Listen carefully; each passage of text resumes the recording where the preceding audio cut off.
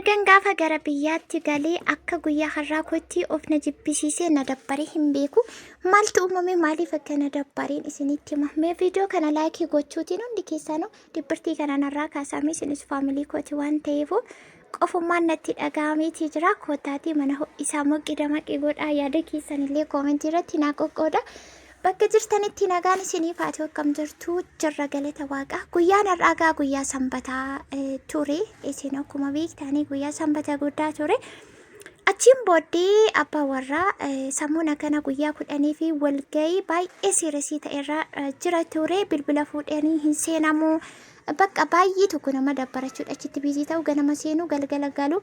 Bilbileellee akka garaa kootti isa jirtaan dhuftaan haftaa jechuun injeru bilbilli waan mana jiruu fi achiin booddee guyyaa kaleessaan kan isa guyyaa kaleessaa qidaamellee achoolii galgala galee achiin booda har'as hin deemtamoo jennaan bor sanbata har'as hin deemtaa naani nan deemannaa naniin amanneesimoo ogumaa jechuu hin amanne achiin booda nar'ammoo isa guyyaa kaanirraa adda ta'e har'a ganamaa sa'aatii 12tti ka'u williqi jedhee manaan badu seetanii qursiillee nyaanne baqqaatiin ka'inii yoo xiqqoo aduun ba'ee qorri darbe immoo ka'ee fiikee qursii hojjetadhu waan jettu jedhee bakka dirqama hojiiti waan ta'eef kan jedhu qursii tonyaatiin manaa willeeq ani dibbirtiin badda sagalii mataa irratti gadi nan buuseetani achiin booda immoo gochuu hin danda'u nan ka'ee jechuudha akkuma isaatti yoo ganamallee baay'ee galgala taarii misaallee dhufuu danda'a innaa jecha of abdachiisa malee waan ofu miti har'a guyyaa guutummaa isaatii kanaatti hin galle. Yaada yuuti kaagaas bilbilli na bira jira baay'eetu kun jibbisiise baqqaatu bilbilli bira jiraate guyyaatti meeqa walitti bilbilaa ollaa irra garuu bilbillis waan na bira jiruuf inni kun immoo caalaatti na dabbaare. Achiin booda nan ka'ee waan hojjetamuu qabu hojjedhee taarii misaallee dhufateennaa dhufamansiisa oomishaa dhufuu baatee galgala dhufateennaa jedhee akkasittiin abdachaatuma abdiin namallee yaasisuudhaanii kunoo akkuma argitan kanaa mana keessa qulqulleessuutti ka'e. Guys, manuma kan keenya takkas taatee kan namaas akkasii ta'ee hin beeku guyyumaan hin qulleessa jechuudha. Guyyumaan hin qulleessa ta'ee waanuma xiriqxiriqii cidhaatii kanatti barreeffidhaa ta'ee hin beeku waan iddootii ol seenu hin beeku wayi iddoo tokkotti hin argaa wayi teebilii irratti hin argaa wayi soofaa irratti hin argaa bakka guyyumaan utuun kana xaragu aduun naayyaa jechuudha otoo hojii biraatti hin darbiini.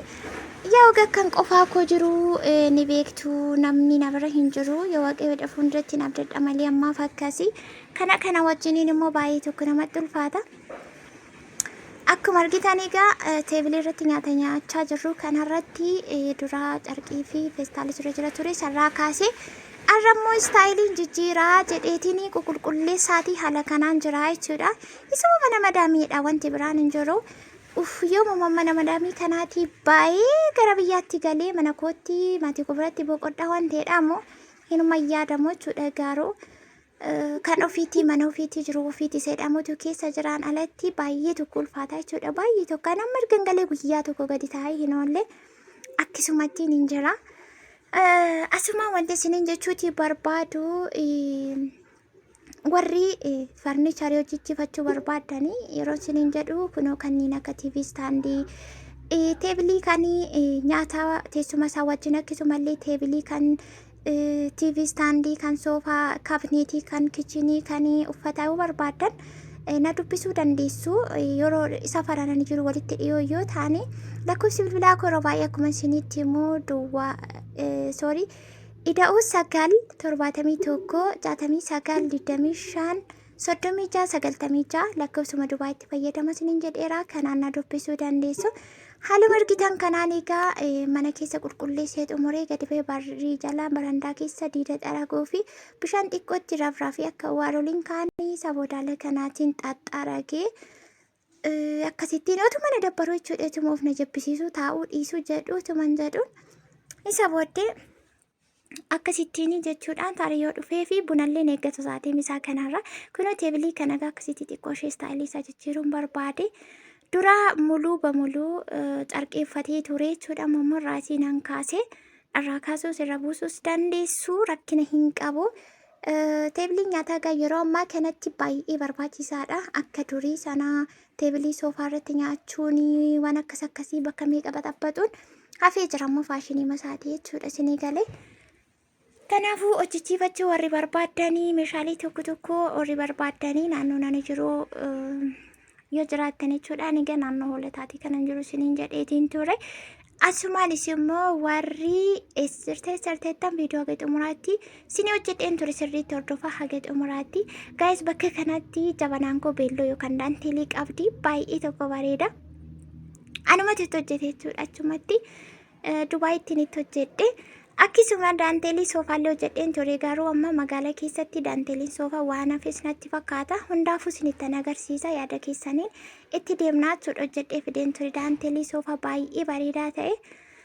Isa booddee haala kanaanii waan jiru xaxxaragee kun egaa saaloonii keessadha. Ani gara kilaasiin seenni mana keessaa hunduma kilaasii meeqa qaba sana nutti agarsiisi jettanillee turtaani. Isa kana mannillee dhumeetu. Wanti hundumtuu wanti sumti sirroonni waan meeqatu jira sinitti agarsiisaa deema gakko uumako ni beektu waan ta'eef akkasi siniin jedha. Shaangullitii kana moo namni akka koo shaangullitii jaallattanis laayikii godhaa fi mi'a shaangullitii kanaa fi baay'ee mata kanatti tolti kun hunda keessa baay'ee natti bareeda shaangullitiin kuni. Egaa shaangullitiin gatiin isaa waddii akka ta'e beektu teebilii nyaata kanaa kunoo bakka kanaa haala kanaan itti sirreessee jechuudha. Faarfannaa immoo dhaggeeffachuutti jira kunoo nuti TV standing keenya kan TV irra kaawwannu suma argaa jirtan kana jalatti masaabiyaa qaba. TV standii fi akkasuma immoo dressing yookaan bakka shittoo fa'aa meekaappii manaamanii meekaappiillee qabani isarra kaawwatanii akkasumallee teebilii soofaa bakka tokkotti hojjechiisne nuti akkasuma kitchen kaabineetii fi kan irratti nyaanni nyaatamu kunis immoo bakka tokkottidha kan hojjechiisne dambanyaa nama qaalii gaarii taate tokkoon qabachuudha magaalaa hoolotaa keessaati. Nuti illee gara caafiisa magaalaa keessa miti magaalaa hoolotaa keessa miti akkasittiin tanaan jeena sooftii immoo jala kaa'in irraan ba'eeras kanatti. Isa booda kalarii kanallee numatu filatee isin kalarii barbaadan qalamii isinitti tolu mana keessa wajjin deemu wajjin itti godhachuu dandeessu. Kuni kalariinsaa kitchen kaabineetii wajjin tokko kunoo kan televezyiinii fi kan soofaa immoo adiidha. Akkasumallee kan kilaasii ciisichaa keessa jirullee adii ture. Ishiinis haala kanaan gaggiteessee kun jabanaa kolaalaa akkasitti beelloo ishee hin bareedu. Dubaayitti dhagaa kanan hojjedhe. Abbaan warraa har'a misaa siin dhufnee misaan fedhee nuuf abdachiisaa ture. Misaanis darbeetu jira. Galgala immoo gagalgalli masqallii dhaban beekodhanii galgala yoo dhufe buna waliin danfisnaa waliin dhugna. Haga kanatti immoo gaasa kana like share godha. Bakka kanatti gara shaangulliitii kootti deebi'ee faarfannaa dhaggeeffachaa. Itti bu'aaraa itti fataa'icha of dagachiisuutiin jiraan isiniin jedharoo tokko baay'ee tokko nama dabbara nama baruu ni garakkisaadha. Too bilbilallee fudhatee baay'ee ta'ee silamee qadawwaleera yoona kana inni sin obsuun waliin obsinu turre meeqa ol jala dawwalaa oolla amma garuu bilbilli na bira jiraachuunsa baay'ee tokko na jibbisiise kanan isiniin jedha oolmaan koo kana